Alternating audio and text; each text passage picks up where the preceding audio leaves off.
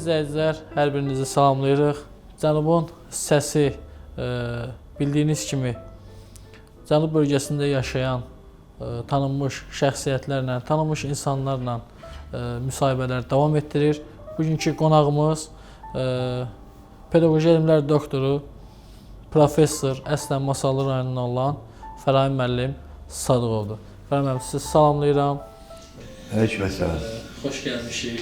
Hoş geldiniz, sefa getirdiniz. Təşəkkür edirəm. Çoxdandır ki, necə deyirlər, görüşmürdük. Həm bir redaksiya olaraq, həm bir masallı olaraq bizim sizə böyük bir məhəbbətimiz var. Çok sağ olun. Fərahim müəllim, hər insanın həyat yolu təməli uşaqlıqdan başlayır. Bəli. Sizin uşaqlıq illəriniz, ailə mühitiniz, ilk müəllimləriniz, şəxsiyyətlərin formalaşmasında mən deyərdim ki, əsasən birinci növbədə sizə necə təsir edir? Bizim əslimiz Masallıdandır. Masallının əhalisinin bir qismi Cənubi Azərbaycandan gəlmədilər, bir qismi Türkiyədən gəlmədilər, bir qismi də yerli əhalidir. Məsələn, belə deyək ki, Masallının bir Şərəfə kəndi var. Mənim anam Şərəfəlidir. Şarafa da deyirlər. Amma o kəndin əhalisi Cənubi Azərbaycanın o şərəfli əyalətindən köçüb ora gəlib, adlarını da özlərindən gətiriblər. Mənim doğulduğum kəndin adı Dadba olub. İndi o Dadba yoxdur. Niyə görə yoxdur? Masallı ki, əhalisinə görə genişləndi, böyüdü və o Dadba kəndi də böyüdü, Masallıya birləşdi və Masallı adı altında indi də elə Masallı adını daşıyır, Dadba adı tarixə düşüb. Amma bizim əslimiz Dadbalıdır. Dadba sözünün də mənası dadla bağlıdır. Mənim ulu babalarım yaxşı imkanlı adamlar olub, həmişə qonaq-qaranı saxlayan adamlar olub, qonaq-qarıya çox yüksək səviyyədə hörmət, ehtiram göstərən adamlar olublar. Ona görə onlara qonaq gələnlər ləzzətli, dadlı yeməklər yedikləri üçün ağızları dada gəlib, belə Dadba o mənada da adlandırılıb Dadba kəndi. Masallının Dadba məktəbi vardı, ibtidai məktəbidir. Bir Ədil bəy adında, Adil Quliyev adında bir adam bizim məktəbin direktorudur.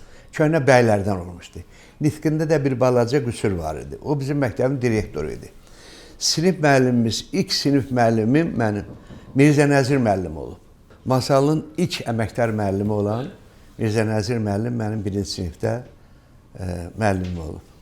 Sonra Kamil Nurullayev adında ibtidai sinif müəllim olubdur. 12 nəfər olmuşuq bir sinifdə. 12-sinin də adı bu saat yadımdadır. Onlardan bir neçəsi qalır. Onlardan bir neçəsinin evlatları mən rektor olduğum universiteti bitirdilər. Məsələn, Cabir var, indi yaşayır, Cabir dostum, Şah Mirzəyev. Onun evladı bizim universiteti qurtarıb, indi də Masalda işləyir, fəxr edirəm öz yetirmələrimlə. Həmin o Dadba kəndinin sakini olan Balakişi Talıboğlu, həmin o şərəfli dediyim əyalətə, Şərəfə kəndindən bir xanımı özünə ömrügün yoldaşı seçib, Əfruz Dadaş qızı. Dadaş da o keçmiş bəylərdən olubdur. O da müəyyən bir ziddiyyətlərlə qarşılaşıb. Bir oğul evladı, o da Böyük Vətən müharibəsində itkin düşüb Sultanağa adında. İndi onun Sultanağanın adını mənim kiçik qardaşım Fəxrəddin Talıbzadənin oğlu Sultanağa Talıbzadə daşıyır. Fərahim müəllim, məktəblərində həm musiqi ilə məşğul olmusunuz, həm ictimai tədbirlərdə fəal iştirak etmişsiniz. O illərdə qazandığınız təcrübə sonraki həyatınıza hansı töhfələr verib? Deməli, məktəb illərində sözün əsl mənasında bir neçə tərəfli istedadım olduğu üçün həm qəzet redaktoru olmuşam, Divar qəzetinin redaktoru olmuşam, həm musiqi məşğələlərində iştirak eləmişəm, o vaxtı qarmon çalırdım. O qarmona da böyük hörmət, ehtiramı olaraq qarmon dərsliklərini yazdım. Azərbaycan qarmonu adında monoqrafiyalar, dərsliklər hazırladım. Qarmon öyrənənlərə kömək adı altında kitablar nəşr etdirdim. Sağ olsunlar bizim qarmon ifaçıları, məsələn, o vaxtı Avtomobil İsrafilov, Azərbaycan Respublikasının xalq artisti, o dərsliyin hazırlanmasında çox mənə yaxından kömək elədi. Əməkdar artist Zakir Mirzəyev kömək elədilər, sağ olsunlar.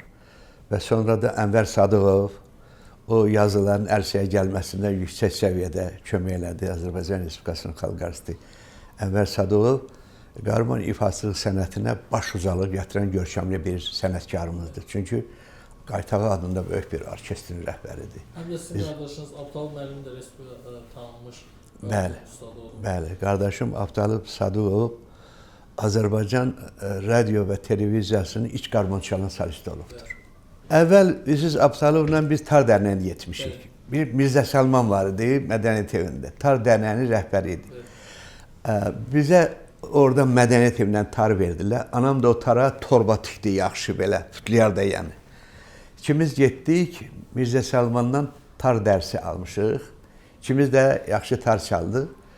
Sonra Pioner evinə gedəndə orada qarmon gətirdilər bir.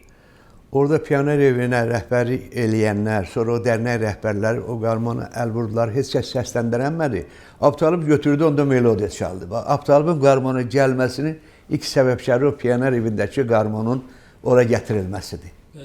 Dünyanın bir çox ölkələrində Azərbaycan musiqi mədəniyyətini təmsil edən görkəmli bir sənətkarımız olubdur.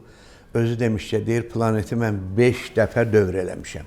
Görün, dünya ölkələrini neçə dəfə gəzib, nə qədər qastrol səfərlərində olub, nə qədər Azərbaycan musiqi mədəniyyətini dünya xalqlarına ərməğan eləyibdir. Fərhan müəllim, istəyərdim biraz pedaqogiya elmi barədə danışasınız.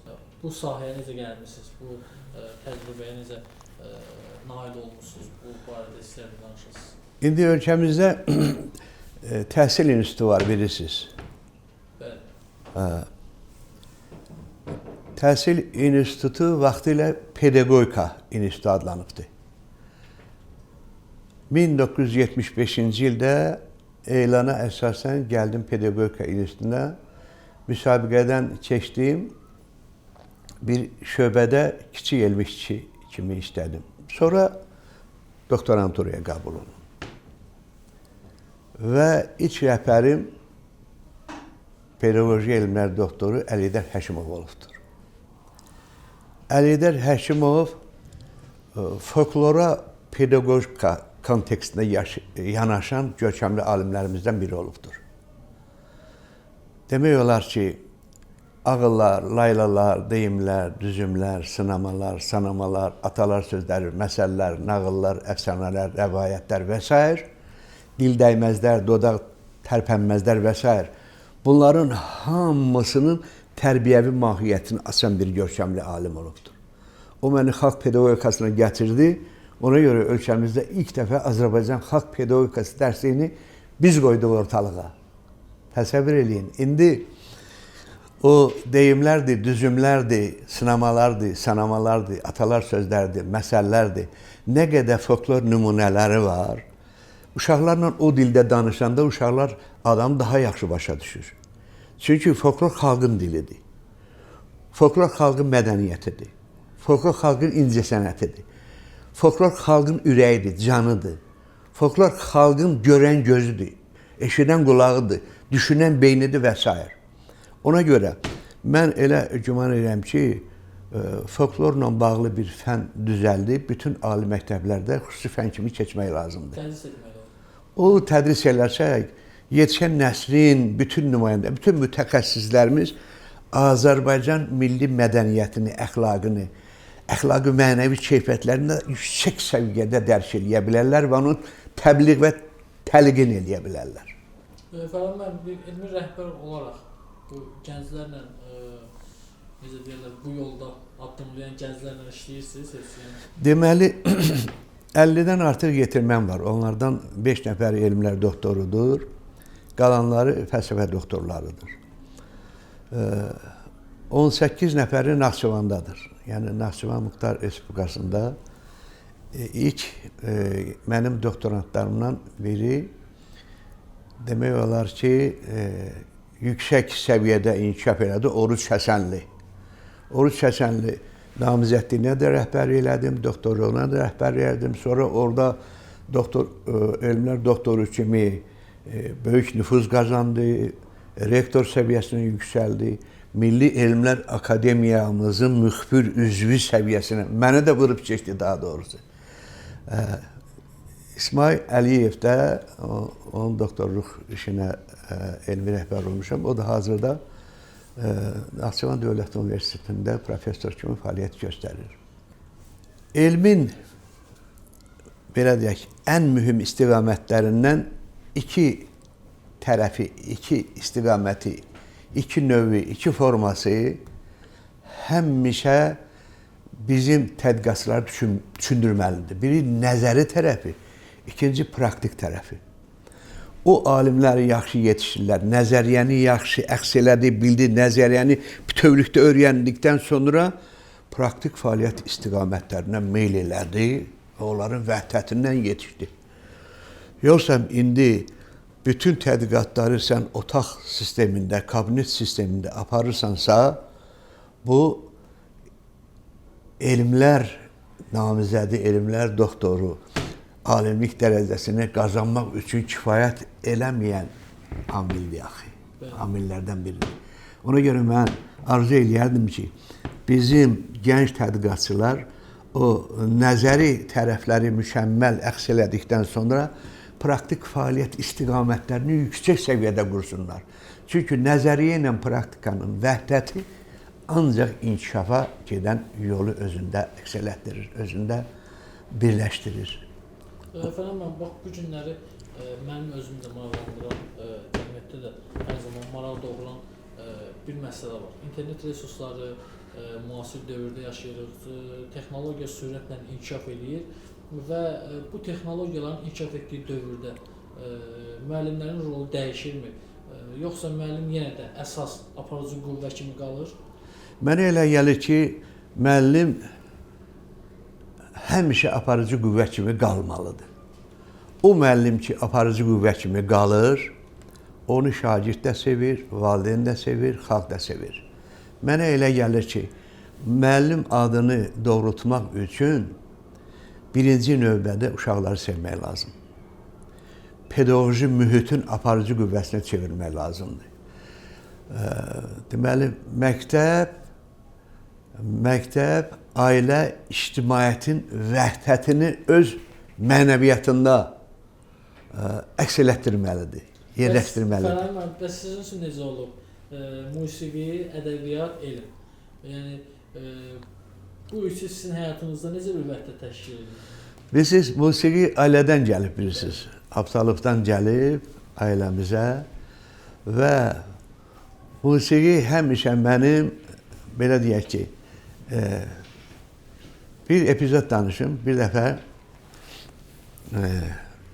bir ezamiyyətə getmişdik bir rayona. Qax rayonuna daha doğrusu. Bizim bir elmi rəhbərlərimizdən biri Yəhyə Kərimov. Əlifbanın ilk müəlliflərindən biri. Yəhyə Kərimovun yubileyi idi Qax rayonunda. Onu keçirirdik, buradan getmişdik Bakıdan. Ənvər Abbasov, mən, Yəhyə müəllim. Orada icra başçı qəbul elədi bizə, yaxşı ziyafət verdi. O ziyafətdə dedi ki, ay yoldaşlar, mən indi zəng eləyəcəm evə, mənim tarımı gətirsinlər, mən sizə bir tarda melodiya çalacağım. Yəni, icra başçısı öz tar çalmağı ilə belə deyə öyündü, fəxr elədi. Doğrudan da mənə ləzzət elədi. İcra başçısı Azərbaycan mədəniyyətini, incəsənətin öz fəaliyyətində əks eləyə bilir. Və Yəhyə müəllim dedi ki, bu professor, rektor Fərahim Sadıqov da yaxşı qarmon ifa edir.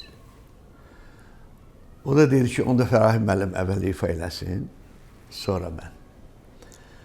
Mən də orada ansambl müşayiət edirdi məclisi, orada o qarmon ifasının qarmonunu götürdüm. Orada bir lirik melodiya çaldım. Onun üstündən də bir oynaq melodiya ifa elədim.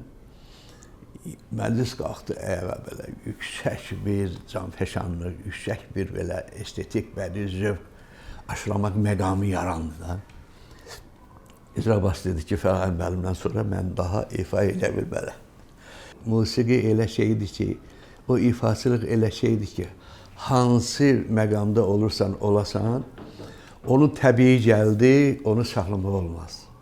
Ona görə o qalxda mənim ifaçılığımın o tərzdə çözələnməsi mənim içəridə musiqi mədəniyyətinin, musiqi ifaçılığına olan son dərəcə ehtiramımdır, hörmətimdir.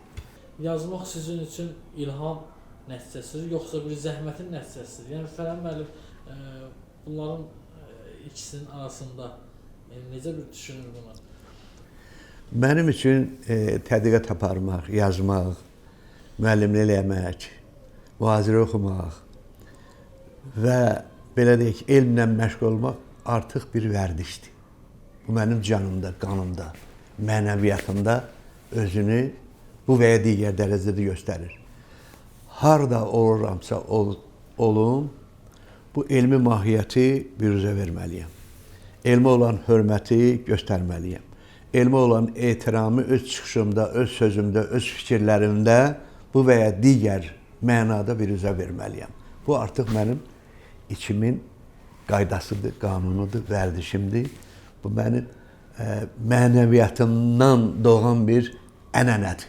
Fərhad, yazdığınız əsərlər arasında sizin üçün xüsusi yeri olan, necə deyirlər, həm mənəvi dəyəri olsun, həmişə o kitabı tez-tez xatırlayasınız ki, bu Fərhad müəllimin düzdür, bütün yazdığınız əsərlər, bütün yazdığınız məqalələr gözəldir.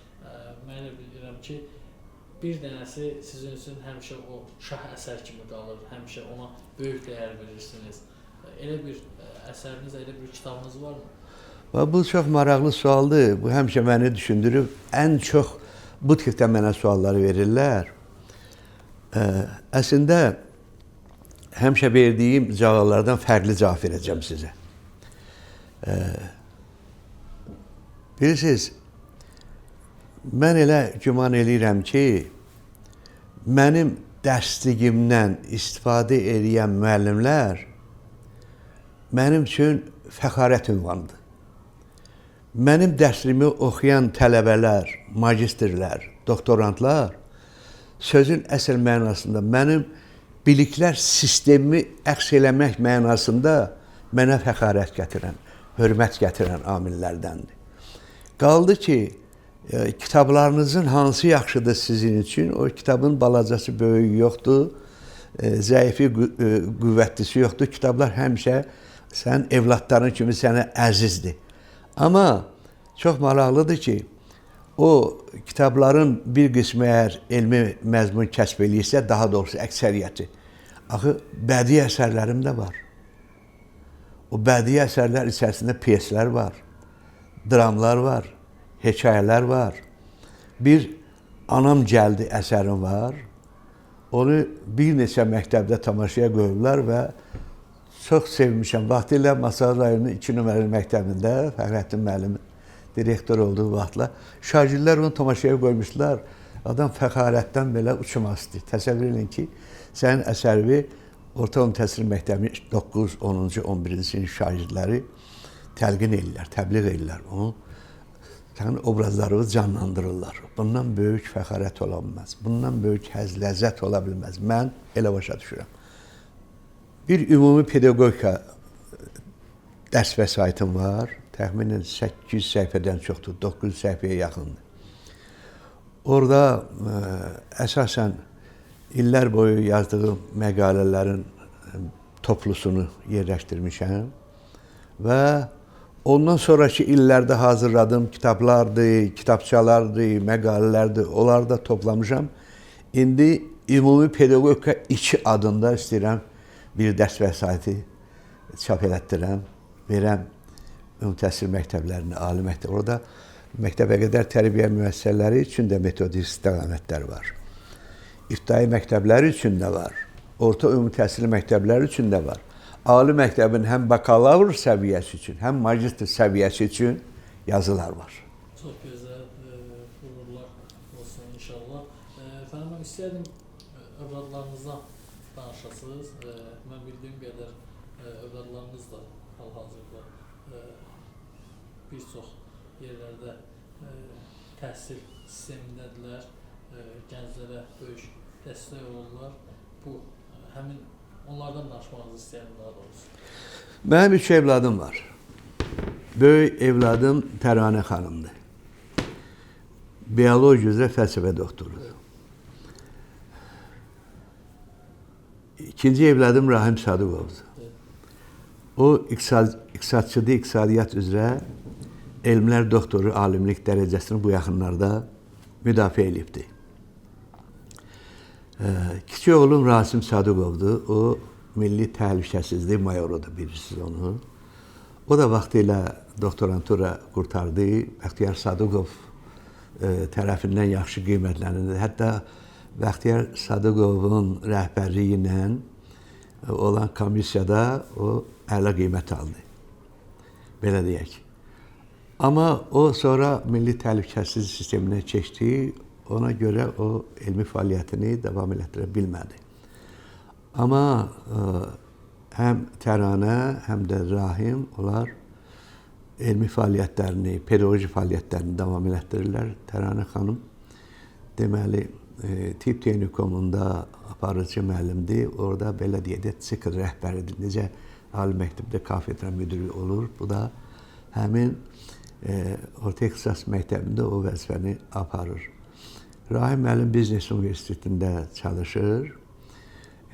Yəni iqtisadiyyat üzrə elmlər doktoru, iqtisadiyyat elmləri doktoru alimlik dərəcəsi qazanmaq üçün çox böyük müvəffəqiyyətlə müdafiə elədi. Təsdiqini gözləyirik. Sağlıq olsun, salamatlı olsun. Və onun da yaxşı əsərləri var, dərslikləri var, dərs vəsaitləri var.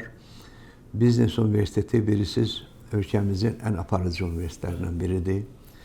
İbad Abbasov, yəni universitet rektoru professor İbad Abbasov bizim ölkəmizdə ali təhsil sisteminin aparıcı simalarından. Demək olar ki, o novator rektordur, sözün əsl mənasında. Ölkəmizdə təhsillə, təlimlə, tədrislə bağlı nə qədər yeniliklər var, o yeniliklərin ilkinə imza atan rektorlardan biri İbad Abbasov.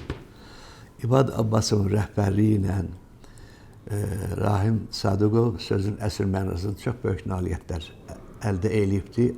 Sağlıq olsun. Elmlər doktoru olandan sonra da o xalqımıza, təhsilimizə, elmimizə yüksək səviyyədə sağlıq olsun xidmət göstərəcək. Allah hamının balalarını saxlasın. Bizim balalar da onların içərisində. Mən istəyərdim ki, rektor olduğunuz dönəmdən biraz danışasınız. Bilirsən, rektor olmaq çox məsuliyyətli bir işdir. Çox məsuliyyətli bir işdir. Əslində, o vaxtı mən o universiteti yaradanda onun adını Bakı Özəl Universiteti qoymuşduq. 2 ildə o adından fəaliyyət göstərdik. Sonra indi belə deyək ki, o ölkəmizin siyasi həyatında müəyyən qüsurları ilə dırnaq arasında tanınan Ramiz Mehdiyev onun təkidi ilə, onun israrı ilə universitet köçürdülər Naxçıvana. Və sonrakı taleydən məlum oldu ki, onun o səhvləri böyük bir universitetin perspektivinə mane oldu, saxladı. Amma bizim universitet sözün əsl mənasında Azərbaycana müxtəlif istiqamətlərdə yaxşı kadrlar verdi. İqtisadiyyatın hüquqi tənzimlənməsi üzrə yaxşı kadrlarımız var, bu gün də işləyirlər. Sonra xarici dil müəllimləri içərisində yaxşı kadrlarımız var, bu gün də işləyirlər. İbtidai sinif müəllimləri hazırlamışıq, İbtidai sinif müəllimləri içərisində adlı sanlı müəllimlərdən biri də bizim məzunlar hesab olur.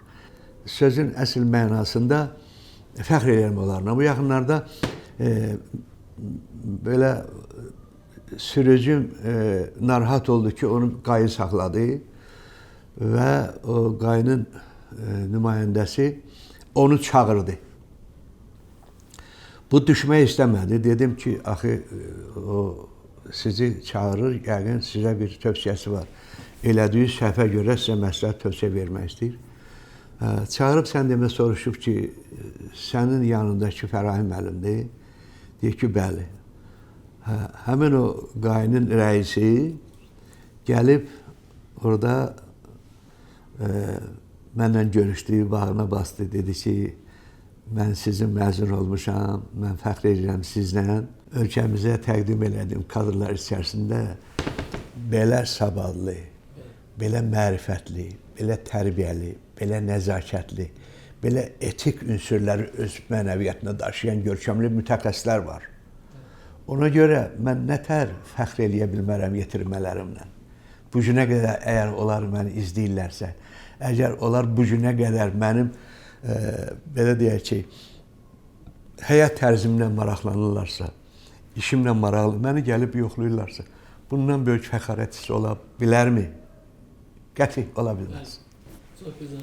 Fərahim müəllim, hər zaman bizim sosial media hesablarımızda tez-tez bizə, mən deyim ki, həm təşrif, həm də bir irad bildirirdilər ki, çoxlu tanınmış insanlarla, professorlarla, alimlərlə görüşürsünüz, Fərahim müəllimlə niyə görüşmürsünüz? Bu günləri bizim bu müsahibəmizi nəinki Azərbaycanda ən çox, mən elə bilirəm, masallılar izləyəcək. Mən son olaraq istəyərdim ki, Fərahim müəllim masallılara nə demək istəyir? Masallı sözün əsl mənasında bizim bölgənin bədii lidersi şahesəridir. Bizim bölgədə belə deyək ki, yaxşı adamların sayı çoxdur. Məsələn, mütəxəssislər hesab edirlər ki, hər bir rayonda yaxşı adamların sayı bəzən az, bəzən çox, bəzən orta mövqedə olur. Amma belə hesablamalar içərisində həmişə fəqarətlə dinləmişəm, eşitmişəm, oxumuşam ki, masallı adamları, masallı insanları, masallı ziyalıları ziyallıq səviyyəsinə görə Azərbaycanın həmişə yüksək mövqeyində dayanan ziyalılarıdır, adamlarıdır. Ondan həmişə fəxr eləmişəm. Masallının qədim adı Daşvənddir. Bu sözün iki tərəfi var. Dəşti, vənd. Dəşti sözü Muğamda eşitmişik, düzdür. Amma dəşti sözü bizə müqəddəslərdən gəlib. O böyük peyğəmbərimiz dəşti lüt belə səhrasını piyada keçiyə bilib böyük. Oran hər kəs keçə bilməz. Ona görə o dəşti adı o müqəddəslərimizin fəaliyyətindən bizə istiqamətləndirilibdir deyə bizim üçün dəşti sözü çox müqəddəs sözdür. Dəşti sözü deməli həm dağın zirvəsi, həm düzənlik. Vənd də ağac deməkdir. Deməli, həm düzənliyi, həm ağaclığı olan yer mənası verir. Dəşti, vənd. Deməli, masalda düzənlik də var, meşəlik də var, dağlıq da var, dəmbəlovumuz da var. Adından məlum olduğu kimi, çünki hər bir əsərin adı onu bəyəndirmək üçün bir növ, belə deyək, çağırışdır. Masallı cənnət misallı adını oxuyan açacaq görüm o cənnət misallı olan yerdə nələr var, nələr. Fərahim müəllim, bildiyimiz kimi siz bir çox ölkələrdə elmi ezamiyyətdə olmuşsunuz. Bunlara daxilində Misir, İraq, İranda, Malaziya və digərləri. İstəyərdim. Bütün Avropa ölkələri. Bütün Avropa ölkələrində 49 dənə ölkənin hamısında. 49 ölkədə olmuşsunuz. Bu elmi ezamiyyətdə də olmuşsunuz, həmin ölkələrdə də. Əsasən elmi ezamiyyətdə, əsasən. Bu ezamiyyətlərinizlə bağlı danışmağınızı istəyərdim. Amerikada demək olar ki, bir neçə ştat universitetlərdə yaxşı mühazirələr dinlədim, seminarlar dinlədim, konferanslarda iştirak elədim yüksək səviyyədə. Hətta Amerikada o müəllimlərdən biri məni evlərinə qonaq elədi. Mənim üçün çox maraqlı idi ki, Amerikalı ailəsində qonaq olum, onların süfrəsi ilə, mətbəxi ilə, onların ailə tərbiyəsi ilə, onların qonağa olan münasibəti ilə tanış olum və onlardan yazılar yazım. Çox qəribədir ki, onlar 6-cı bazar günləri istirahətlərini çox vaxt, belə deyək ki, dini mərasimlərdə iştirak eləməklə keçirirlər. Onlar məni kilsəyə dəvət elədilər. Deməli, orada iyanə verirsən də, bunlar milyoner ailədirlər. Məsələn, iyanəni verəndə baxır, görsən $1, $3, $5 verirlər. Ənənə belədir. Ənənə belədir. Sonra mən ən çox xoşuma gələn ondan ibarət oldu ki, onların qonağa münasibətləri yüksək səviyyədədir. Məsələn, 6-cı gün getdik, 6-cı gün onlar bütün qohum əqrəbələrini yığdılar ki, Azərbaycandan qonağımız var. Və indi onlar şəxsi məlumatları öyrənirlər, baxırlar ki, mənim hobbi musiqidir. Mən gördüm ki, bir rayal da var otaqda, rayalda da not dəftərləri qoyulub, açıq oxudum, hətta orada bizim bəstəkarların adlarını da oxudum. Güman elədim ki, onlar musiqi ilə bağlı mənə yanaşacaqlar. Nəsə elə ziyafətin yaxşı yerində xahiş elədilər ki, bəlkə biz musiqi alətinə bir şey ifa edin. Elə fikirləşdim ki, əvvəl bir sarı gəlin çaldım onlar üçün. Sarı gəlindən sonra bir deməli dünya şöhrətli bir yahudi rəqsi var. Bam, bam, bam, bam, bam, bam. Onu ifa elədim. Sən demə, bunların ən çox sevdiyi rəqs elə bu imiş. İnandım, gördüm ki, bir də otaq tərpənir, sökülür. Və sevindim ki, onlar Azərbaycan xalqına, Azərbaycan millətinə, Azərbaycan aliminə elə yüksək səviyyədə yanaşırlar. Çox maraqlı gecələrdən birisi ondan ibarət oldu ki, alimlərdən biri dedi ki, mən də sabahları sizi öz evimə qonaq aparacam. Doğrudan qrupanın rəhbəri mən olduğum üçün getmək istəmədim. Və dedi ki, mən 55-ci mərtəbədə, 100 mərtəbəli evin 55-ci mərtəbəsində yaşayıram. Mən də dedim ki, valla mən getmək istəmirəm. Lift xarab olar, qalaram liftin içərisində. Dedi ki, mən səni liftlə aparmaram. Bəs nə tər apararsan? Dedi ki, mən arabamla səni aparacam 55-ci mərtəbəyə. Mənə çox maraqlı gəldi. Və öz maşınına 34-dü məni maşını sürə-sürə gəldik.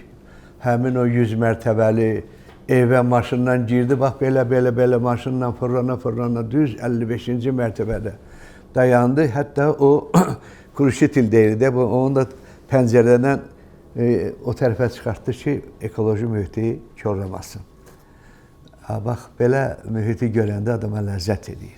İndi sevinirəm ki, bizim ölkəmizdə də elə bir tərəqqi istiqamətləri, elə bir tərəqqi növləri, formaları, gör, neçə mərtəbəli binalar. Azərbaycanda elə mərtəbəli binalar tikilmə, Azərbaycanda belə gözəlliklərin yaradılması, Azərbaycanda belə panoramanın əmələ gəlməsi bizim hörmətli prezidentimizin xalqımıza olan hörmətin, ehtiramının ən böyük göstəricisidir, ən böyük örnək nümunəsidir. Mən belə deyərdim. Efendim, mən istəyərdim Lütfizadə ilə görüşünüzdən danışasınız.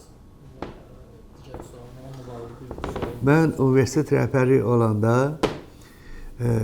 mənə təklif elədilər ki, deməli, Almaniyada Lütfizadə gecəsi olacaq, Lütfizadə konferansı olacaq, oraya getmək üçün təklif aldım və çox böyük məmnuniyyətlə getdim.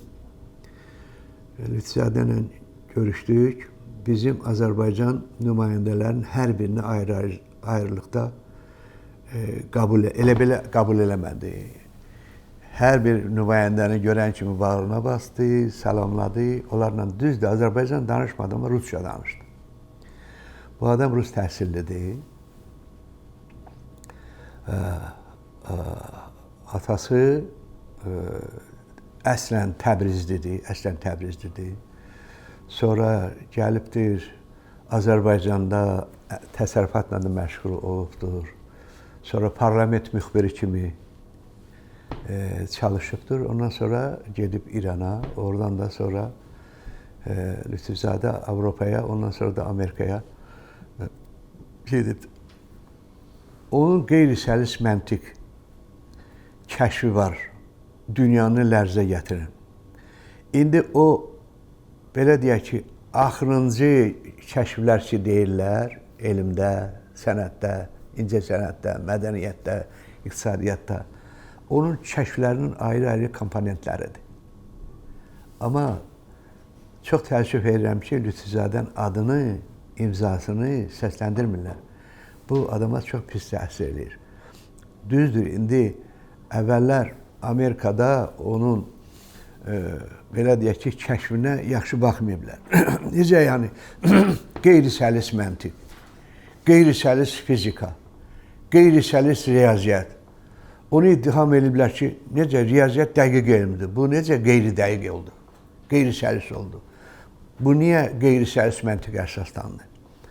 Amma sübut elədi kəşfləri ilə, məqalələri ilə, kitabları ilə, monoqrafiyaları ilə, kitabları ilə. Hətta dedi ki, Amerika bunu qəbul eləməyəndə Yaponiya üz tutub. Deməli, Yaponiyada öz çıxışında dedi ki, 55-ci çıxışımdan sonra Amerikalılar xəbər tutublar ki, Yaponiyada qeyri-səlis məntiqlə bağlı yeni kəşfin sədaları var, yeni kəşfin çıxışları var, məqalələri var. Və ondan sonra deyir, mənə yanaşdılar, yavaş-yavaş mənlə maraqlamağa başladılar. Bildiyimiz qədər bizə məlumdur. Təbii ki, mən istəyərdim ki, bunu sizin dilinizdən eşidək. Yusif Məmmədəliyev adına dövlət mükafatına layiq görülmüşsünüz və Azərbaycan bayrağı mükafatına layiq görülmüşsünüz. Mən istəyərdim bu mükafatların ayrı-ayrılıqda, ikisi haqqında da danışırsınız. Əslində mükafatlarım çoxdur. Onların içərisində mənim üçün ən yaxşısı, ən fəxarətlisi akademik Yusif Məmmədəliyev adına mükafata layiq görülməyim.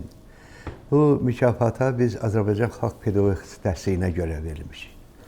Ölkəmizdə ilk dəfə olaraq Azərbaycan Xalq Pedaqogikası dərsliyini biz yazmışıq və böyük tirajla çap elətdirmişik və o da Yusif Məmmədəliyev mükafatını bizim üçün gətiribdir. Mənim üçün çox böyük şərafətdir, fəxarətdir ki, vaxtilə Azərbaycan SSR Akademiyasının rəhbəri ilə bir adamın adına olan mükafata layiq görmüşəm. Çünki Yusuf Məmmədəliyevlə əlaqədar bir faktı da deyim. Vaxtilə müharibə gedən vaxtı deməli Moskvadan zəng edirlər Azərbaycana ki, bəs çətinliklər yaranıb. Sübdən yeni döyüşə atılanda görürlər ki, maşınların suları donubdur. Bunları təzədən lope ilə filanla yandırırlar, qızışdırırlar, sonra ellər, bu da çətinliklər yaranır. Yusif Məmmədəliyev və Stalin zəng edir ki, bəs bu çətinliyin içərisindən nə tər çıxaq, nə edə bilərsiniz? O da bir kəşf eləyir, o kəşfi də göndərirlər, o məhlulu da tökürlər həmin mexanizmlərə nə donur, nə də. Onun adını qoyurlar antifriz. Fikir verirsiniz. Həmin antifriz indiyə qədər bütün mexanizmlərin hamısını donmaqdan qoruyan bir məhluldur, bir maddədir. Onu Yusif Məmmədəliyev kəşf edir. Yusif Məmmədəliyevin adına mükafata layiq görülməyim demək olar ki, mənim tərcümə halımın əsas aparıcı tərəfidir. Mənim həyatımın mənasının ən yaxşı tərəflərindən biri. 1994-cü ildə. O Azərbaycan bayrağı mükafatı. Azərbaycan bayrağı mükafatını da mənə təqdim ediblər burada. Sağ olsunlar, çox sağ olsunlar.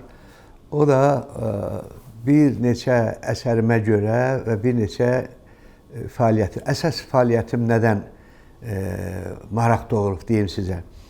O vaxtı ali məktəblər içərisində qaçqın və köçkün ailələrdən olan uşaqların universitetə qəbul olunması səviyyəsində görülən işlərin önünə mən getmişəm. Ən çox mən qaçqın, köçkün və müharibə faciəsinə məruz qalan ailələrin uşaqlarını pulsuz oxutmuşam. Ona görə bax, bu mükafatı mənə təqdim ediblər.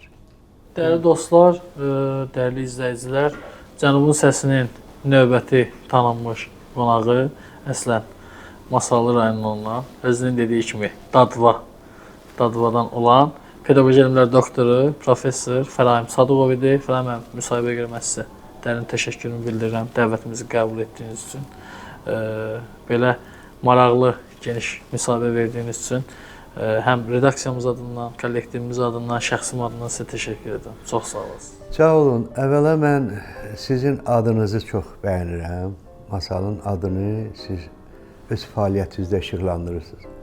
Adını qoymusunuz Masalın Səsi. Masalın səsini əgər müxtəlif bölgələrdə, müxtəlif ünvanlarda, müxtəlif təşkilatlarda, müxtəlif tədbirlərdə səsləndirirsinizsə, bundan böyük fəxarətli hadisə ola bilməz məndən ötürü.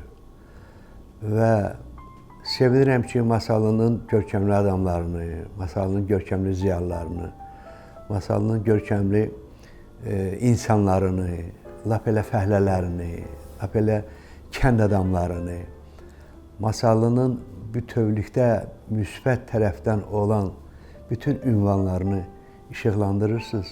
Bu mənə ləzzət eləyir. Bu məni, belə deyək ki, fərəhləndirir.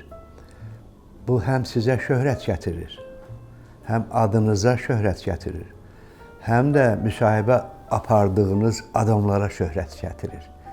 Mən çox sevindim ki, sizin kimi ağıllı, savadlı, yüksək əxlaqi, mənəvi keyfiyyətlərə malik olan bir adam belə bir kollektivi yaradıb, belə bir təşkilatı yaradıb, buna rəhbərlik eləyir. Bax, operatorlarınız, bütün texniki heyətiniz, hamısı səriştəli, savadlı, tərbiyəli, mərifətli. Onlarla ünsiyyətdən fəxr elədim, ləzzət aldım, xoşhal oldum, mədəni istirahət elədim. Zırı deyək ki, necə bir vəsvəsə-yi əql-ilə qəmnaç olalım, gəlin ağlayışı yolla qəmdən çıxalım, pak olalım, nəşə-i mey tapalım, əql ilə idraç olalım, məst-i məxduşi xərabatı bivaç olalım. Zırı deyək ki, neynim ki, ağlım yaxşı işləsin.